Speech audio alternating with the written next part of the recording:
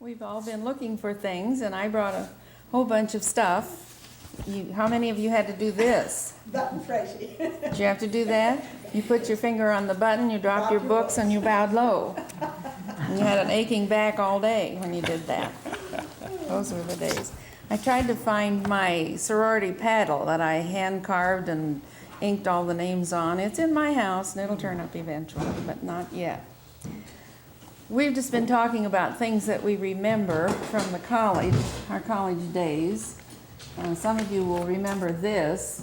This was a fundraiser that the Parsons College Auxiliary had one year. We needed money, and so this was some firm. This is a Gray's watercolor, it says here.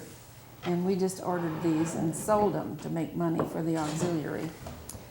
And people think that Beanie Babies are brand new, but we had these when I was in college. They say Parsons College on them.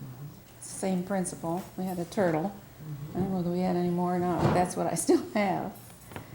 And Edith brought in a student, what did she call this? A student handbook from 1928-29. And it has President Green's picture in it. He was the president of the college when I started here to school. And she brought in this glass that has Ankeny Hall on it, too. Oh, wow, That's way back. Yeah, that really goes back. We have a cup and saucer. It was over there, I don't know where it is now, that has Ankeny on it. Turn the century, didn't it? May I say that the things that I did bring were from Lydia Montgomery. Yeah, that's where she got these. And these, of course, we all had stuff like this, and these were the colors, and you see, I wore my pink and green today. And what else? These we took to the football games. And we also had things like this in different sizes and denominations, and I don't know what the purpose of all this was, but I have 2 sizes of that for some reason.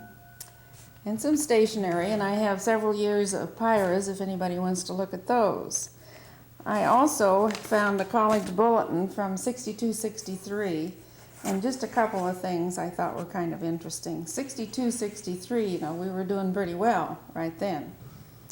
And in November, we had a harvest ball for the freshman class, and the Eddie Howard Orchestra came. That was one of the big orchestras. And in December, for the Christmas ball, the Glenn Miller Orchestra came. Those were the days. The Parsons Players gave a play, The Dark of the Moon. And in March of that year, Risa Stevens came Oh, yes. to sing for a community concert. And you can tell that story.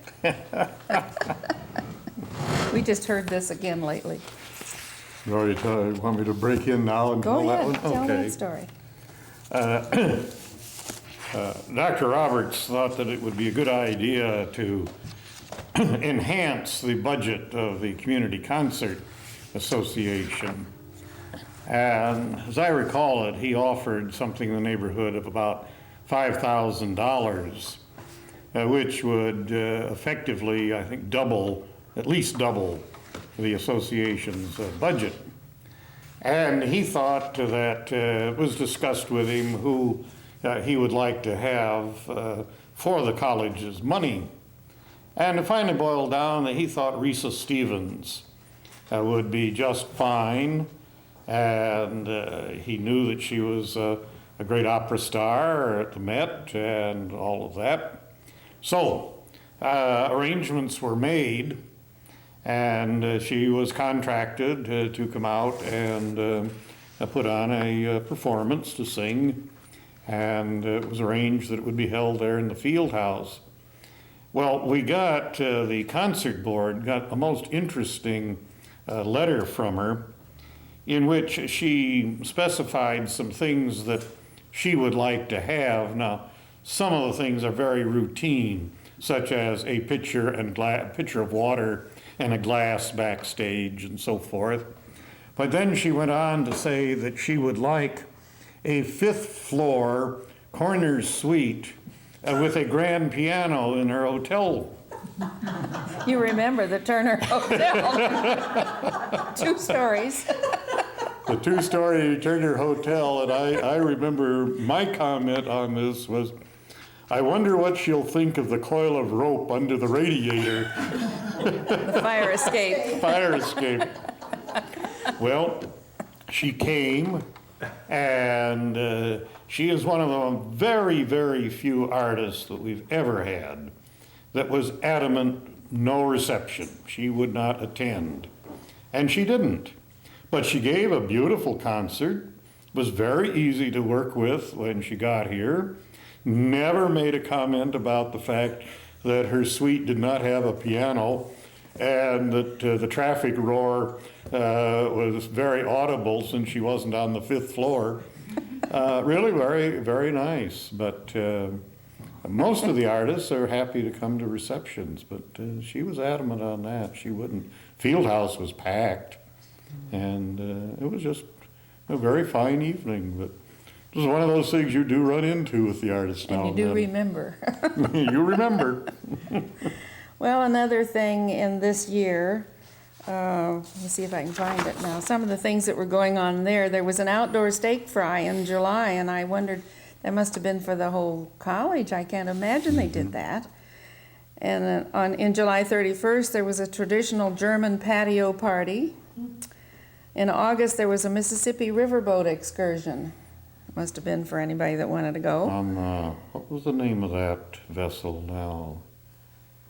Oh. Don't ask me. And there was Annie Mae, was it? Addie Mae. Yeah, right, Edith. Right. It was Addie Mae. Yeah, that's it. There was an annual summer moonlight dance. It didn't turn out to be annual by the time I got here. There was a patio programs throughout the summer. Sounded as though there was a lot going on all the time. Really nice things were happening all the time. That was when we had a big school and money, or thought we had money, and lots of things were going on. I was interested in reading who were the officers and the committee members, and maybe that's not interesting to you because we're from all different times. The chairman of the board was Richard Horner, and of course that's where we got Horner Weisenberger. William Miller was the vice chairman. Ward Hunt was the secretary. W.W. McCallan was the treasurer, and Millard Roberts was the president. Richard Horner, William Miller, Clyde Wright, remember that name too. McCallum, Bill Fry was on that. Chairman of Buildings and Grounds at that time. Marvin Schmidt, Norman Mealy, G.L. Weisenberger was a member of the development committee, and that we got Horner Weisenberger from that. John Hunt was a member of the College Affairs and Religious Life Community. There was a Van Vliet on that. That's Julie Hackett's college. Well, I Right. wondered if that wouldn't be who that was. He was right. vice chairman of budget and finance at that time. Ward Hunt was secretary of the board of trustees. Raymond Stewart, now he was with, Universal. yeah, wasn't he? And he Yeah, was he was the head of it. member of budget and finance. George Curtis Yeah. Yep, from Clinton. was a member of budget and finance. Robert Turner was a member of personnel. It's just kind of interesting to see who was doing what at that time. There's quite a bit about the campus. There are lots of pictures, and there's one thing that tells what we were trying to do here. The educated man receives his training through many media. The thoughtful student will realize the following advantages are available to him in a Christian liberal arts college. Remember, we were once a Christian liberal arts college. First, a college course firmly grounded in studies important to all of life. Second, small classes with department heads as instructors on many occasions. Third, a philosophy of college life with a Christian heritage at the core. And fourth, an opportunity for tutorial help, an advisory system, and close supervision aimed at getting each student through the course of study. Now that sounds pretty good, and I think we were doing it. I really do. I think that tutorial system was one of the best things we had. Right. Really We did a good. lot of things here during Dr. Roberts' time that people made fun of and criticized that later other colleges were doing Yeah. later on. They were all starting to do those things. But at that time, those were innovations, and so we were held up to ridicule. Well, I'm not going to do very much more talking, but just a while ago I was telling Mark about, we used to have something called a May Fete every spring. Did you ladies get in on that? I bet you did. And we always held it out on that grassy slope where the old trustee gym was. We spent our physical education times for weeks ahead of that out there picking up rocks and twigs and stones and everything because we had to dance barefooted. So it was very important to us to get everything out of there, and we worked hard at cleaning it up. Now, why was it you used yellow balloons? I have no, well, it was something about the moon that we were doing. Tell that. Well, when the great day came, that particular year, our costumes were made out of blue cheesecloth that was kind of draped hither and yon, like this. And on our little fingers was tied a yellow balloon, and we were moon sprites or moon something or other. Moonstruck, I think. And we danced around on our tiptoes with our little yellow balloons and our blue cheesecloth. And I'm sure it was very edifying to all concerned. The boys always came to watch the May Fete. They always had all the boys. That was such a tradition, and then Neva Atkins, who was my third grade teacher, then she introduced having May Fete at Milton, and we had, our costumes were made out of crepe paper and roses and all that sort of thing, and we danced in and out with the streamers around the maypole. At one time, there was a maypole here, I think, at the college, wasn't? When I was in school, we had. You had a maypole? I can't remember whether, I wasn't involved with one, maybe we had that too, I don't remember. Part of the whole thing. We were so cultural, we could hardly stand ourselves. Well, I think that's about it. I brought my graduation and Frosty's, and there's a picture of us in our cap and gowns, and this is his letter jacket. He lettered in track at Kirksville and in football at Parsons. And then Mark's going to tell us about some others. You want to do that? Okay. Now, where's the microphone? I have no idea. Is that it? Is that the microphone? I don't know. Okay, is that picking up okay? Well, I'll just stand close to it. Let me shift over. You want to come over here? You wanna hold up? You can hold Bill LaRue here. All right. Do all of you remember Bill LaRue? Now, we have Bill LaRue's letter sweater here. And we left it in the plastic because it's all taped shut and we don't have other plastic to replace this if it gets ripped. But my drawing there of Bill, that was my memorial drawing I did when he passed away in 1980, what was it? 1985. I can't believe it's been that Oh, I long. couldn't find it. There it is. But anybody that remembers Bill LaRue, he always wore saddle shoes and 3 or 4 watches, and there's always a cigar in his hand, and he had his bicycle with the streamers and flags, and then he had his Sunday bike, and that was the one with the steering wheel, which Terry Klein at Oakwood Nursery now owns. Oh, But really? my drawing has Bill in his Fairfield letter sweater and his Ledger carrier bag. But he also wore Iowa Wesleyan shirts or sweaters too, didn't he? Once in a I'm while. not sure. I don't. But of course, he always wore a Parsons sweater. I think he was a big fan of Parsons. So He always came to everything out at oh the my. college and You wore always it. hear him over everybody else when he would cheer for Parsons. But Bill was the quintessential town character. Yes, he And the was. sweet thing about this drawing, of course, I didn't know his family at all, and I didn't want him to think that I was making fun of him. So I sent the first 3 numbered copies to his sister in Wisconsin? Michigan, okay.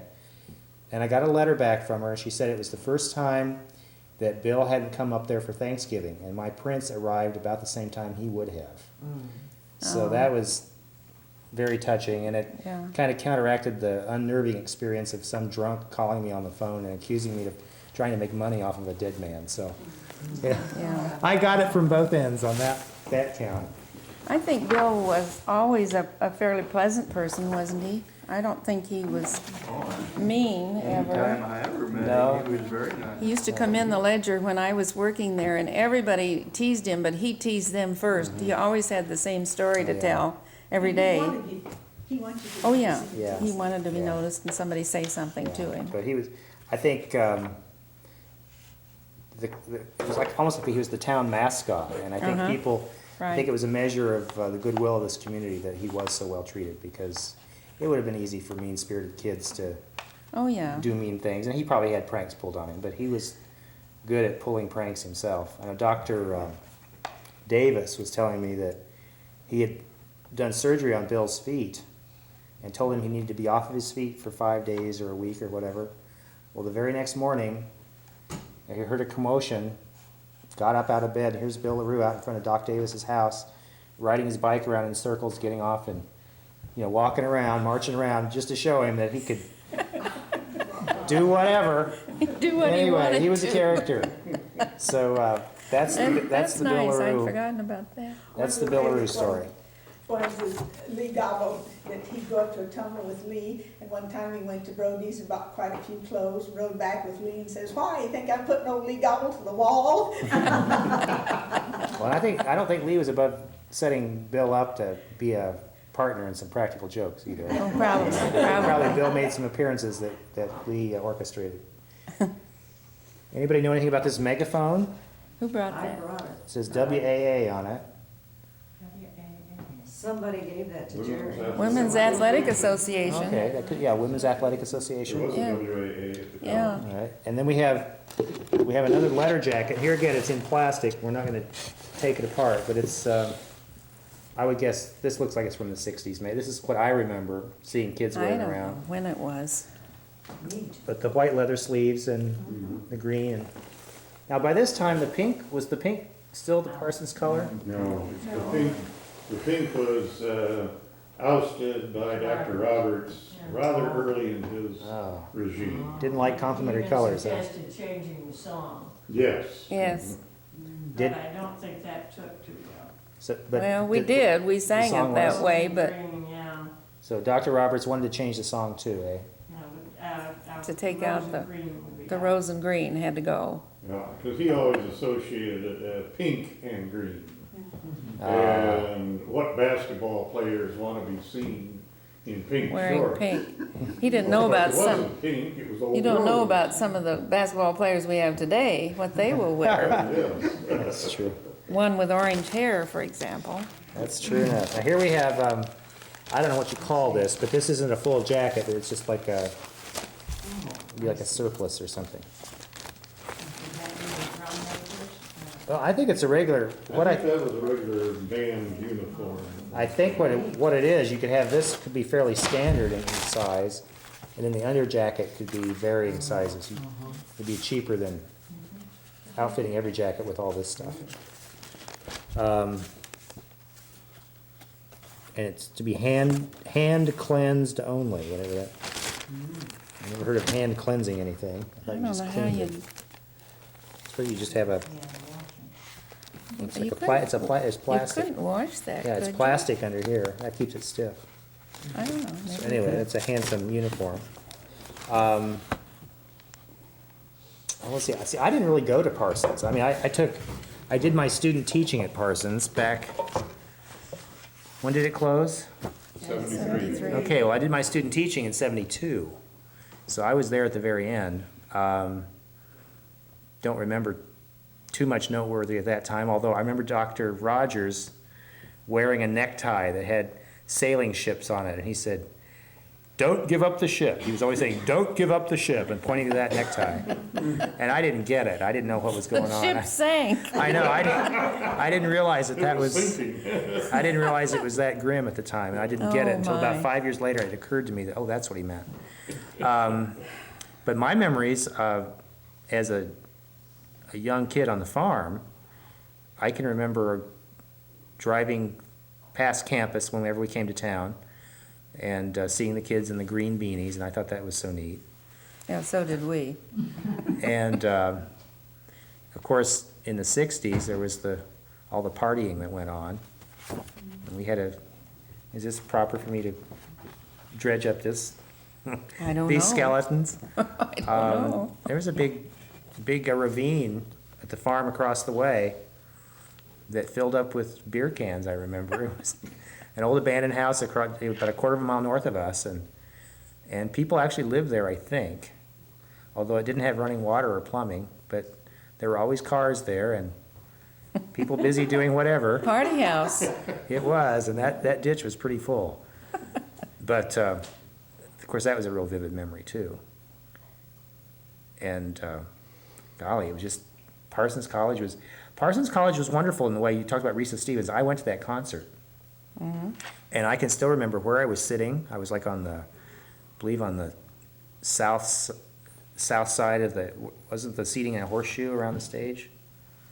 Oh, it was kind of a horseshoe. Yeah. And I I think remember so. I was on the south side, about 6 rows back, and I was just amazed by her voice. Oh, she had a beautiful Yeah, voice. we were just watching Going My Way the other day, and I said, Susan, I saw that woman sing in Fairfield. And Hal Holbrook, I remember the Yeah. summer festivals. Hal Holbrook's performance is incredible. Basil Rathbone, I Yeah. got one of the matches that he lit his cigar with, or his cigarette or whatever. I had one of those matches for years and years, but I don't know what happened to that. Trying to think who else. Oh, McDonald Carey and the Music Man. McDonald Yeah. Carey. I guess I didn't see that performance, but And Pat O'Brien was here a couple Pat times. O'Brien, I remember him, and somebody did Harvey. Was it? Bob Newhart. Wasn't Bob- that did Joe? Newhart do? Bob Newhart did Harvey. Newhart Did that, Harvey? yeah. And then who was the girl that he discovered that was his receptionist on TV? Marcia Wallace. Marsha Marsha She Wallace. was so funny. She was a I remember her student at the here. bowling alley one night bowling. She was just as funny in real life as she was on it. Exactly. So Marsha Wallace is Funny. is that She was Flamingo a- Lanes? She's from. She was a yes, student she's from here. Preston, Yeah. Isn't she? Preston. From that's Preston, right. okay. Mhm. I Yeah, remember seeing her, but she was quite heavy then. yes, Yeah. yes. Uh-huh. She slimmed down a lot when she got to Hollywood. Oh, and then at the installation of Dr. Roberts, when the 4 lads were here, and they jokingly referred to it as the Ascension. Oh, Dr. Robert's Ascension, yeah. Yeah, there's just lots of top entertainment. Oh, Oh, Russell yes. Bonnie was the first one I ever saw. Okay, and Louis Armstrong was here for And dances Fred too. Waring. Do you remember when we did Brigadoon? Oh, that was marvelous. The whole length of the field house? Oh, it was just marvelous production, just Serendipity gorgeous. Singers.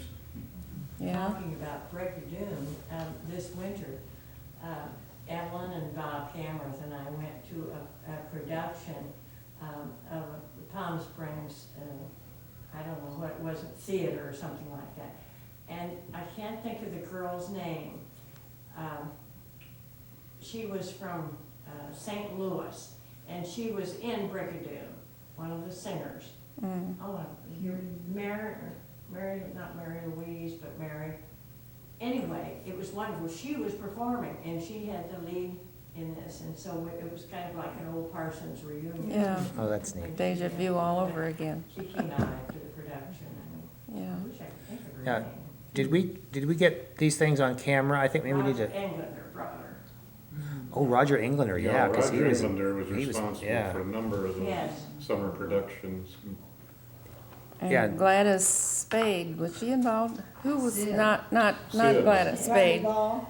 Who was the woman? Short, full of dynamite. Oh, that Elaine was, Smart. Elaine Isaac. Smart, Yeah. she was involved Elaine with some of Smart. those things too, yeah. and what are Yeah. these little patches here? Up here? Oh, these are the athletic things, Parsons. Okay, so you, You're supposed Oh, to so wear it's those on your sleeve. or Parsons somewhere. Wildcat, Yeah. And that. we had A.O. Pi sorority here. I graduated, I was here in 36 to 40 and graduated then, and then we went all over everywhere and came back in 63 and both worked at the college. And then I was an advisor for, by that time we had national sororities. When I was here, they were local. We had Elsevier and Empyrean and Delta. But then by this time, we had nationals, and I worked with A.O. Pi, and that's why I have that. now Fred has a chair over here he needs to tell us Yeah, he's about. gonna tell Fred us about Flinspaw. that. Okay. I'm Fred Flinspaw, graduate of Parsons College, 1955. And I'll bring this up.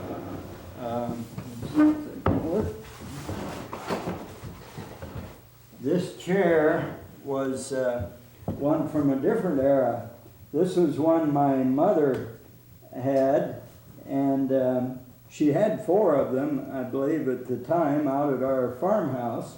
And she always said they were her Empyrean chairs. She was an Empyrean, which was a literary society at that time, later become a sorority. The chair has been altered quite a bit from original. The legs are very similar to what they were, and the back and all this. The finish is a little darker than it was originally. My wife altered these so they match as a dining room chair set.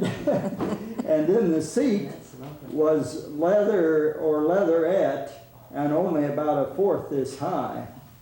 But anyway, this would give you a rough idea of what my mother graduated in 1919, and so this would have been a World War I era chair from the college. Well, there's somebody in the audience that has a recollection of crawling on top of Ewing Hall and getting a bird's eye view if they would care to come on camera. I remember once, I must have been in the, well, I graduated in 36, so it could either have been 35 or 36. Bob Long and somebody else, what was it they put on top of the chapel? The horse skeleton. Yeah. Oh I my. thought first it was something live, but it wasn't, it was From the science lab. and this created great turmoil. So the horse skeleton on top of the chapel. Yeah. Frankie, you need to get up here and tell us this story. Wasn't Jim involved in that, Ben? We'll come up. Oh, that's good. But speaking of local characters, when I was in school, when we had pep rallies, Jimmy Rules, who ran, Ben, what was it he ran? Some kind of a Greek. Shoe repair. Shoe store, wasn't it? Shoe repair? Shoe repair, but was that it? Anyway, he was a native of Greece, I think. And he was full of loyalty to America and full of loyalty to Parsons. And he would get up there and lead the yells for the pep rally. That's neat. Yeah, Frankie, you want to come over to the microphone here? That's okay.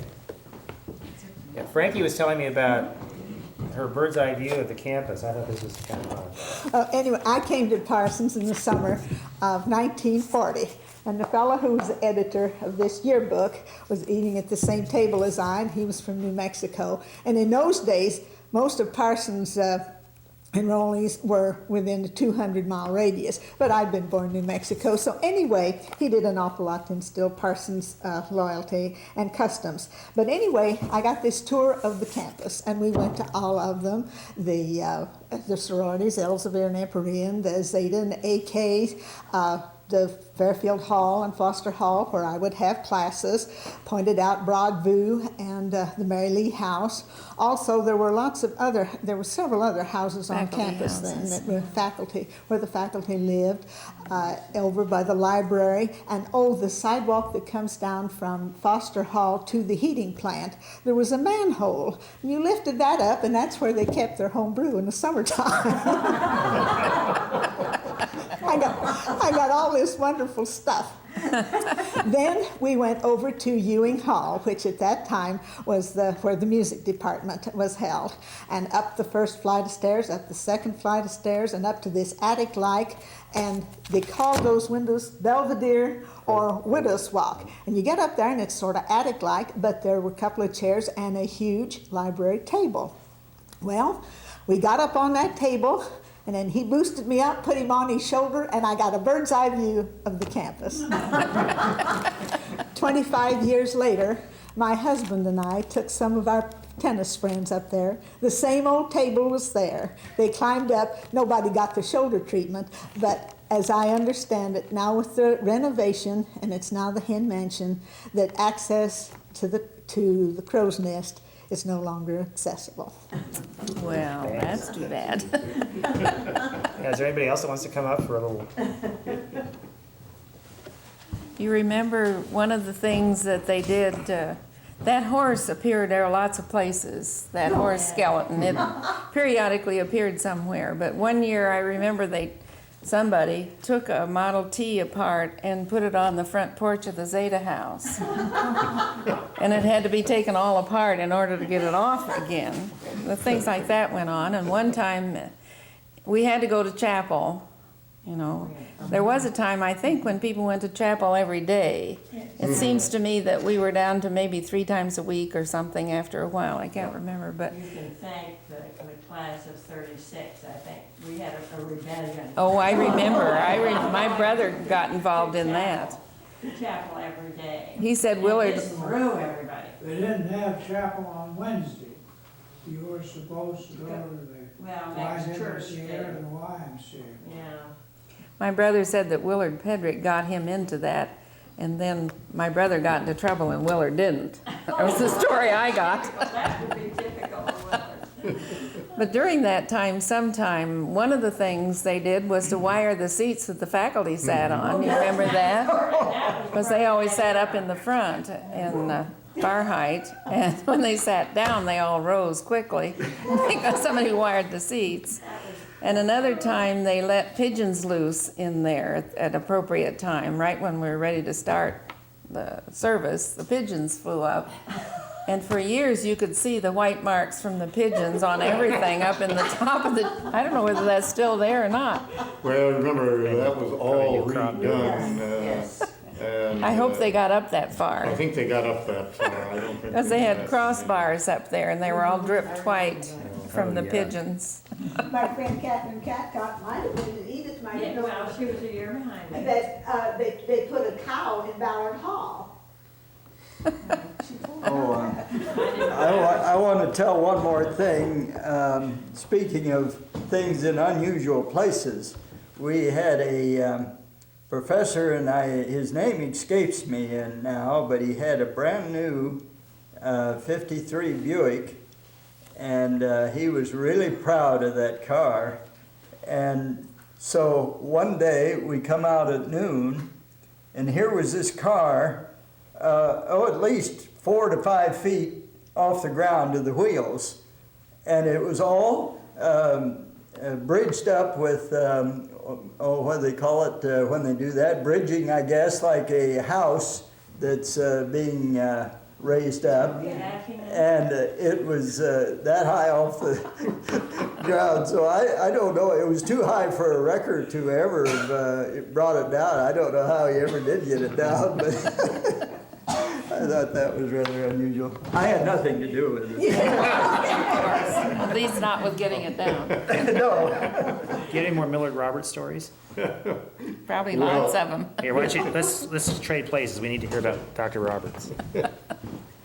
You remember the battles between Parsons and Wesleyan, too. One time, they came over here and painted the columns on the front of the library building with red barber stripes, made barber poles out of all of real paint. It was terrible to get off. And they burned the shack.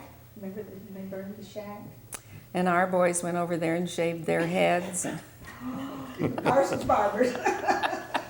What was the shack?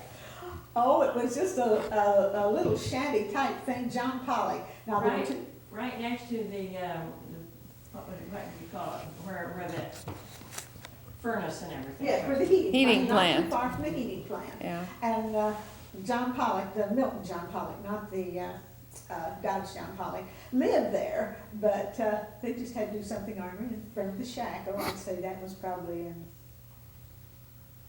40s.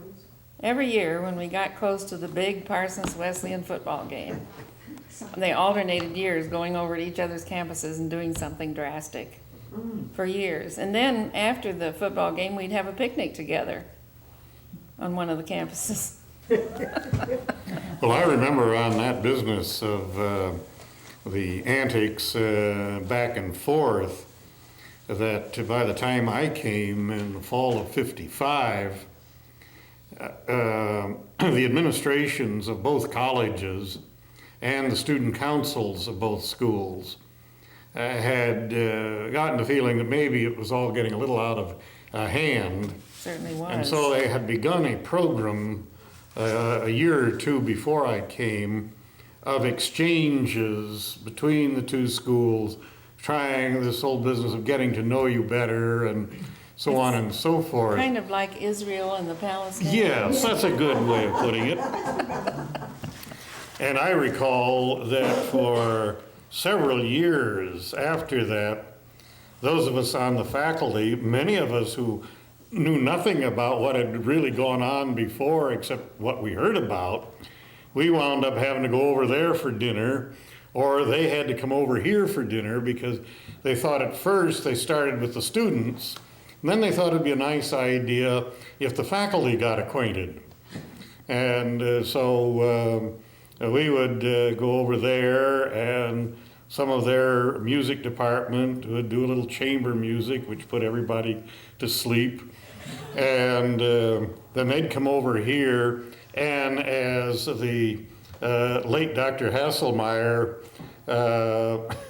commented to me one time, years afterwards, we got to talking about this a little bit, and he said, yes, and we had to go over there and watch one of Mrs. Dillow's little plays.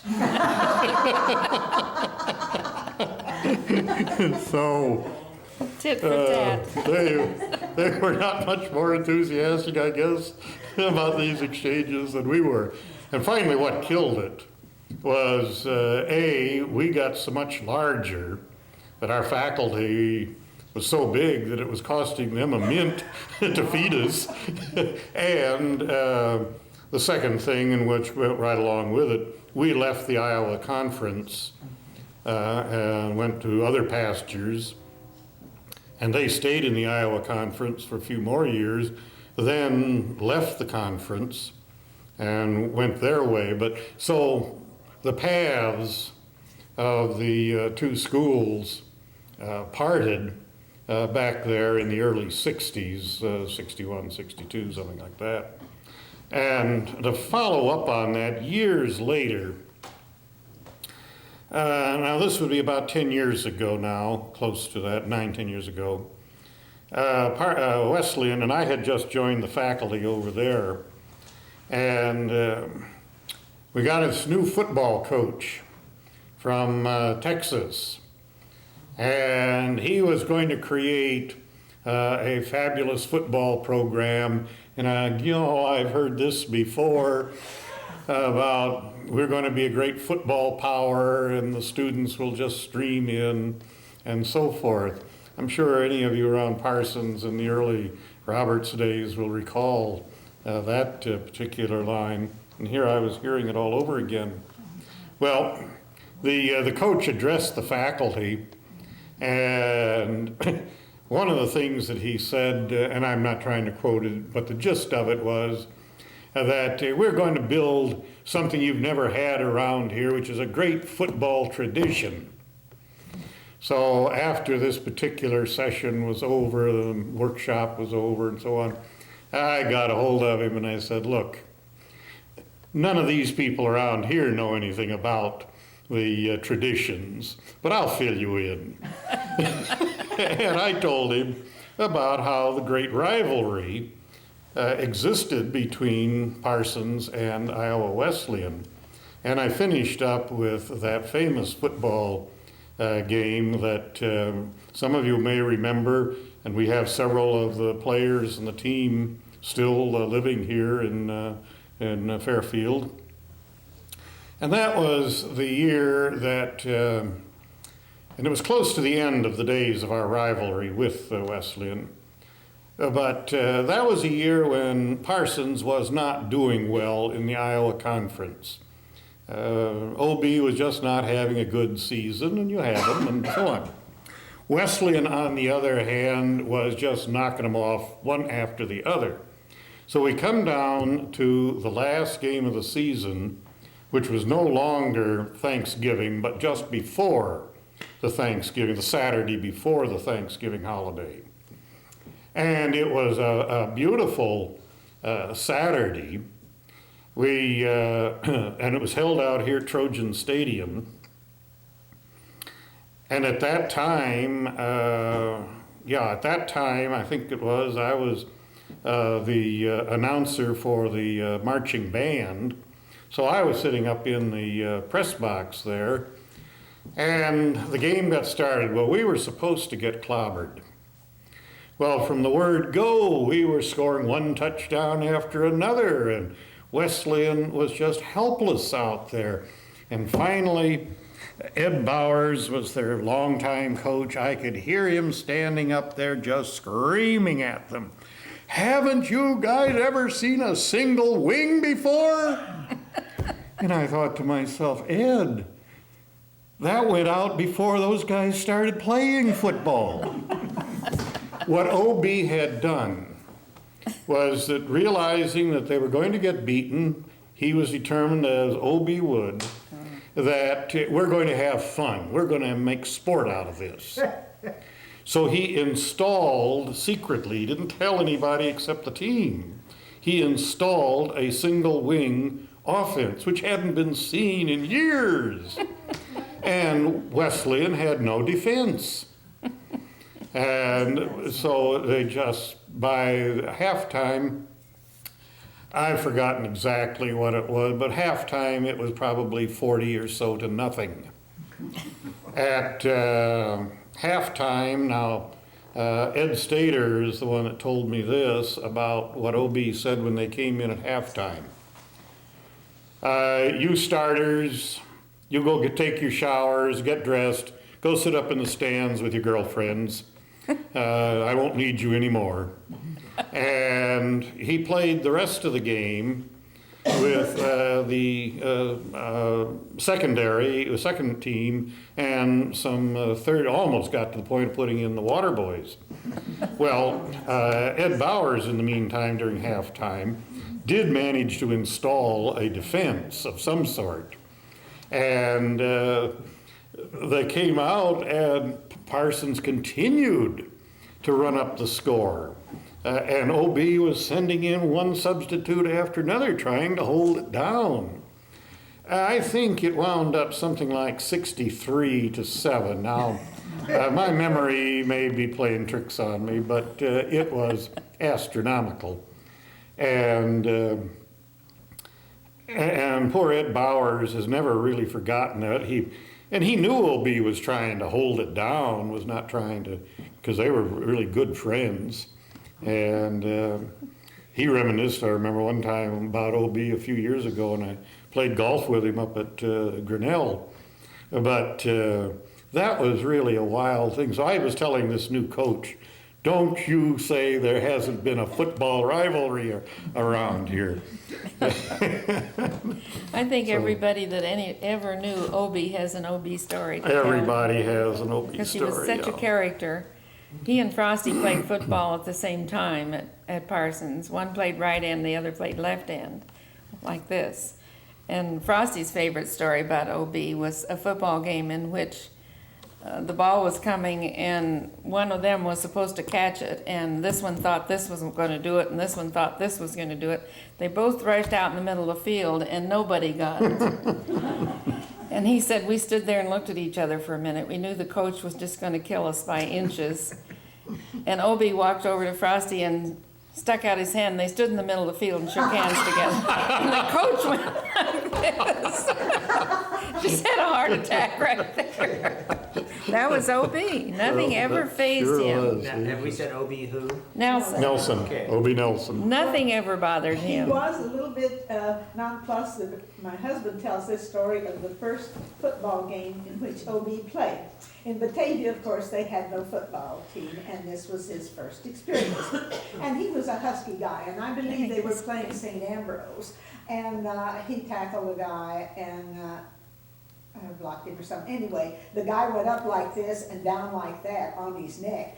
And the priest came out and scared OB, so he wasn't worth a darn, couldn't do anything the rest of the afternoon. He told the guys there, he said, you know, I thought that guy died when I saw the priest come out there.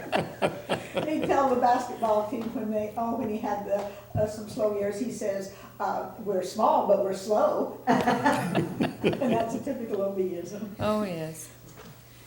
Well, We never did get to Millard Roberts. no, we didn't. We got sidetracked. There, no. Well, I have some stories that sort of revolve around him one way or another.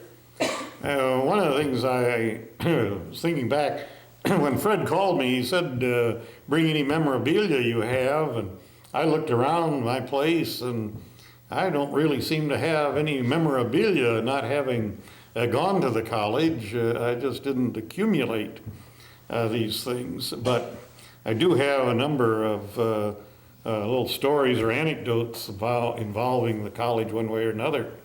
And one of them has to do with the first banquet held in the new student center. When, and you may remember Captain John Bailey was Yes. employed to be the chef in the Old South room in the student center, and he was to do the banquets. So here the board of trustees, their wives, those of us that were involved with convocations and commencement, so forth, we're all gathered there for this very first banquet by this highly touted master chef. Well, the great moment arrives, and I should say at the head table were President and Mrs. Roberts, and Clyde Wright, the chairman of the board, and Mrs. Wright, and a couple of other couples, forgotten just who now, but at any rate, there were 6-8 people at the head table. And at the proper moment, the signal is given, and in come the waiters, marching in very sedately, and each one of them is carrying a dish that's in flames. We're having, I think, steak Diane, which is supposed to be flamed. And it looked like a forest fire. And the temperature of the room rose noticeably.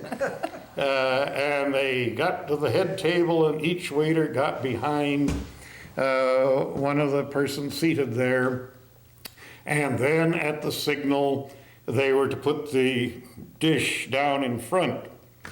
Well, unfortunately for the poor waiter behind Mrs. Wright, tipped the plate just a bit, and some of this flaming liquid went down this beautiful stole that I think were sable, and it was very new. She had just, I think this was her first occasion.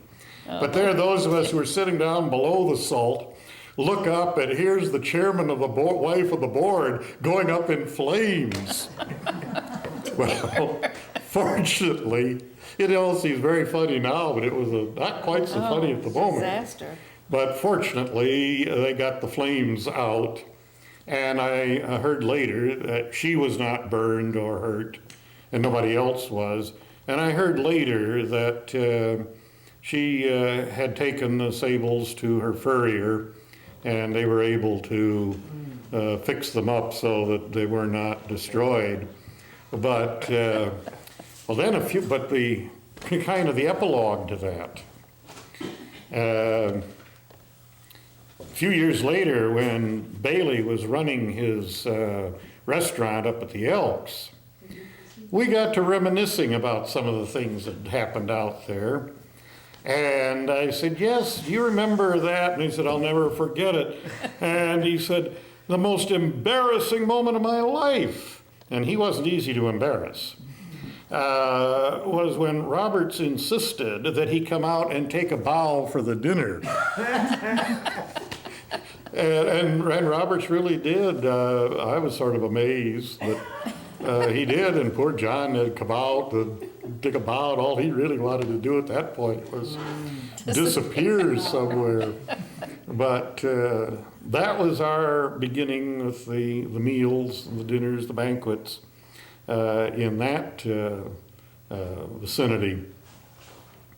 Then there's another one dealing with commencement. This doesn't really involve Roberts so much as it does a future president of the United States. And this was, now at this point in time, I was the college marshal, which all that meant was I led the academic processions at convocations and commencement. Well, here we all are, all lined up on Central Campus, and the platform group with President Roberts is back there on the steps of Parsons Hall. Our speaker has not yet arrived, and this was Gerald R. Ford, the Republican minority leader in the House of Representatives. Well, I went back to Roberts and I said, it's time to start, but the speaker isn't here, which you, of course, could tell. And Roberts said, go ahead, he'll catch up. And so I went back to the head of the line and said, let's go. And off we went, heading for the entrance to the field house. And I'm just getting down there when this car just wheeled, a police car, and then another car, they wheel in, slam on the brakes, and the dust flies.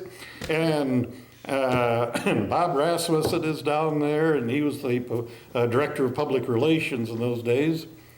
And out of one of the cars gets this very tall man, and I hear him say, where the hell is the men's room?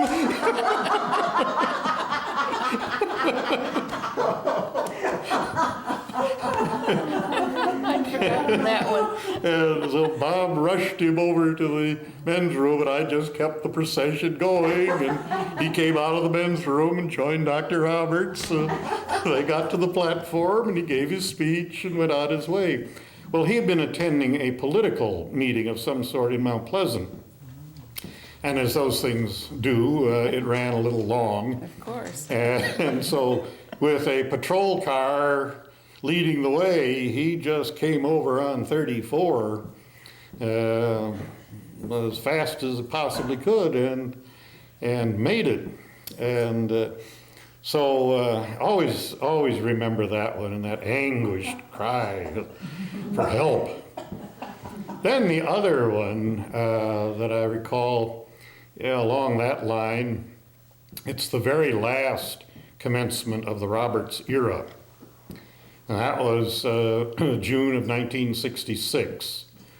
College had already been notified that its accreditation would be lifted the first of the month, 1st of July, and the speaker was Senator Joseph Tidings of Maryland, who had wanted to get out of the speaking engagement because of all the publicity that the college had incurred. He was afraid, I suppose, it wasn't going to do his career back in Maryland any good to be associated with this place. But he was talked into giving it, and I suppose reminded he'd signed a contract and all of that. Well, we all got in there. Oh, I do remember one other thing, that as I got to Carter Drive, coming down the sidewalk there that came over from the Parsons Hall, got down to Carter Drive, here television cameras in one of the networks, and the announcer, I could hear him saying, this may be the last commencement for this college. And I sort of felt like hitting him with the founder's cane, but I thought that might not look good on television. Well, we all got in, and everything went well through the speech. The senator got his speech made, and everything was okay. Then we started handing out the diplomas. And then the heavens just broke loose. Lightning and thunder, and the rain just came down in torrents. And it was discovered we had quite a few holes in the roof of the field house. And all of a sudden, in the midst of all of this, there is the most horrendous bang I've ever heard.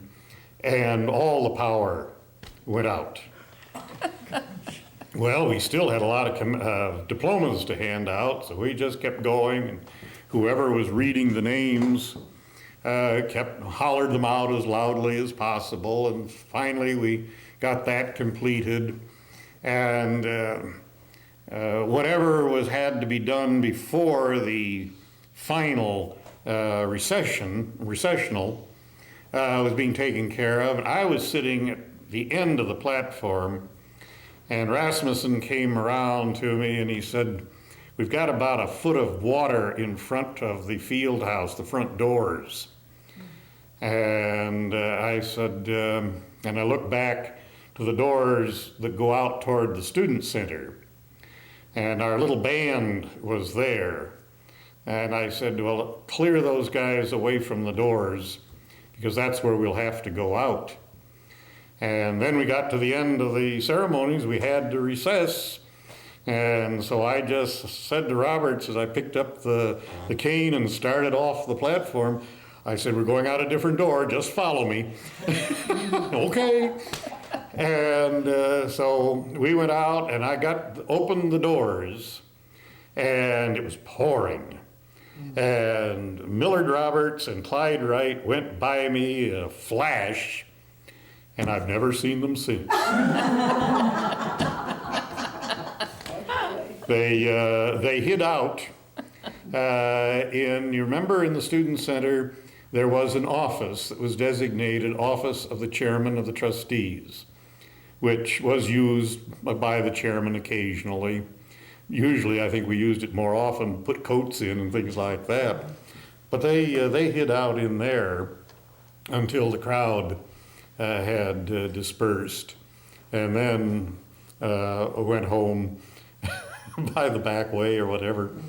But at any rate, I've always sort of seen the backs of those two just going up those steps into the student center with the rain pouring down. Now, would you like a couple of anecdotes on commencements after the Roberts era? Because there's one that I remember particularly. This was on June 6th, 1969. And the speaker was General Maxwell Taylor.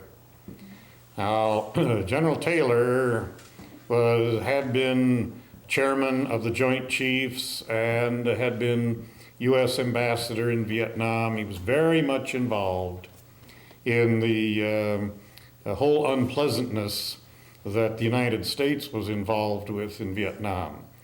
And remember, 1968 had been that horrendous summer at the Democratic Convention in Chicago, and things had still been pretty tempestuous the year following.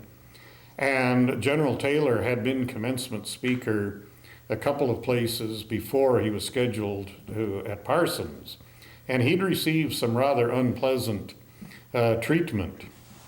So we were kind of concerned about what to do here. Well, among other things, we made sure that we had the sheriff's posse available, and I think the highway patrol, if I remember correctly, assigned a couple, 3 extra men to the area. And the physical plant people had parked some of their vehicles, a couple of trucks, in rather strange places. Incidentally, we were having the commencement out at the not at the field house, the football field. The students, the seniors, wanted to have an outdoor commencement instead of going in the field house. So we were having it in the morning, and we were out there on the Parson side of the football stadium with the platform down on the football field itself.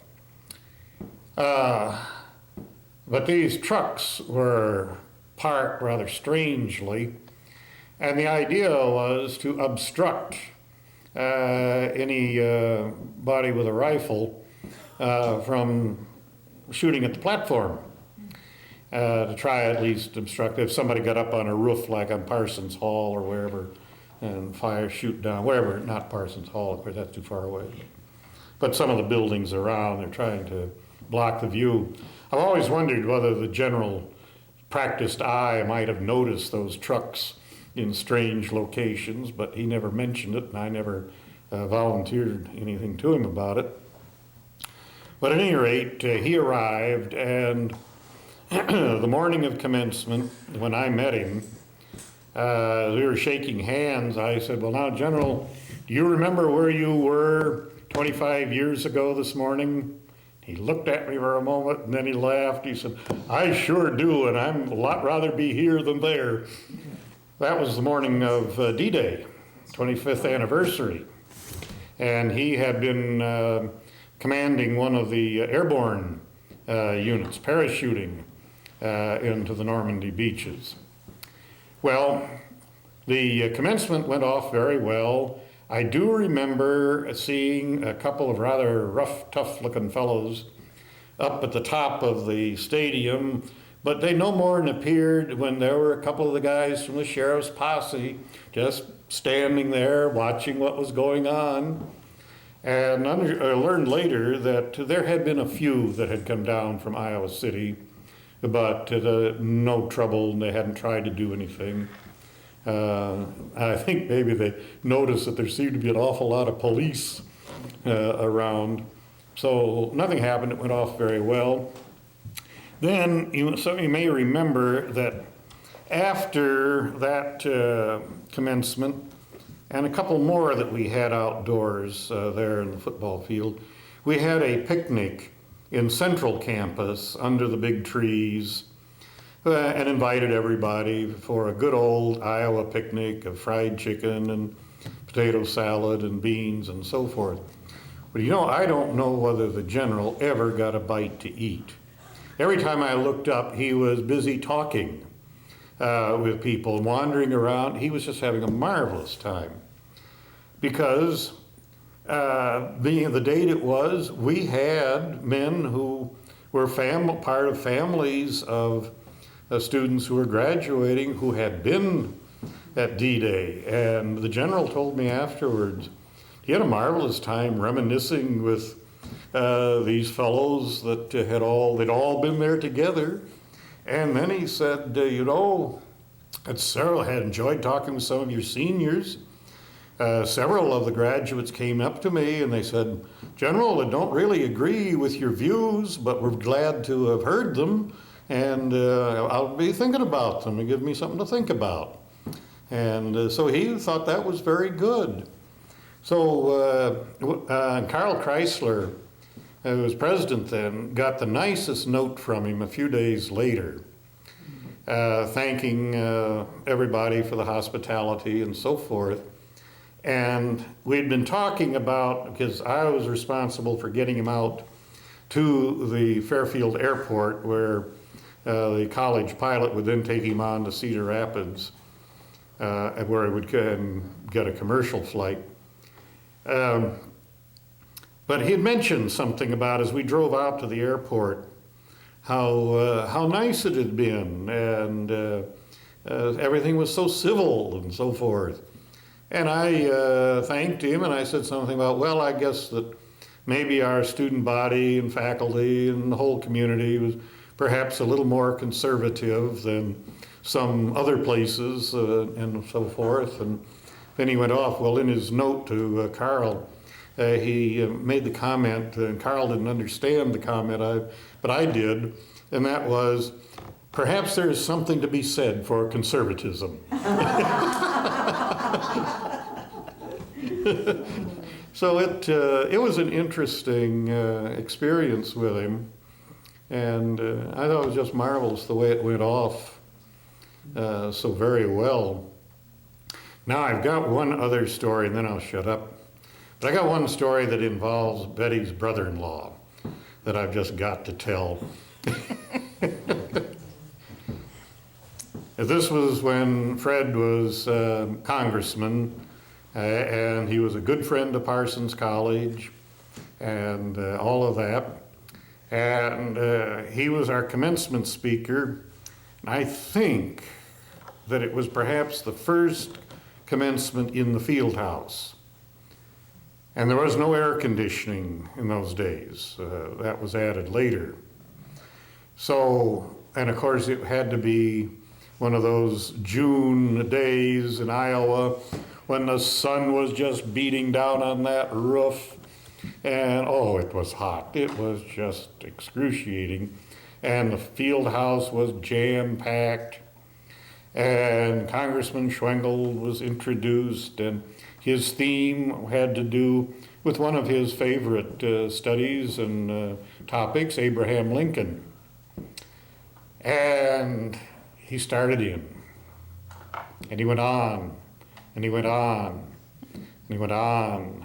And I became kind of fascinated. I was sitting down in on the floor at that time, the rest of the faculty. I became fascinated, as did some others, with the fact that a little line of perspiration began up here and came right down the bridge of his nose, right out to the end, and then drip, drip, drip. It was almost like the Chinese water torture. And it was one of the longer moments of a commencement. But, well, and of course, there was the time we had Jack Miller, who was senator, Republican senator, and was an authority on tax law. And we got a full hour of lecture on tax law and how it ought to be revised. And again, it was a very hot day. So quite a contrast to when Fred Harvey, Paul Harvey, not Fred Harvey, that's the restaurant. Paul Harvey was one of our commencement speakers. And he was very, very good. And yet he spoke for 45 minutes, but then what we were paying him, you should have. Well, I think that kind of fills out any anecdotes. I don't want to go on and on and on here. Okay. Mark, did you want to talk about something else? Oh, mercy, no. I can't think of another thing. And Fred? Well, we've used up our hour, more than our hour, so I think we'll call it officially the end, and then stick around and look at things and talk together if you would like to. Thank you so much for coming. I'd like to say the sentence that Joyce Gabbard started her article for which she won an award in the state newspaper. She was a grand old lady. We thought she'd live to be 100, but she died at 98. Right, I remember that. Yeah, remember that line. Okay. By the way, the Gabbards were in our church this morning to see their great-granddaughters.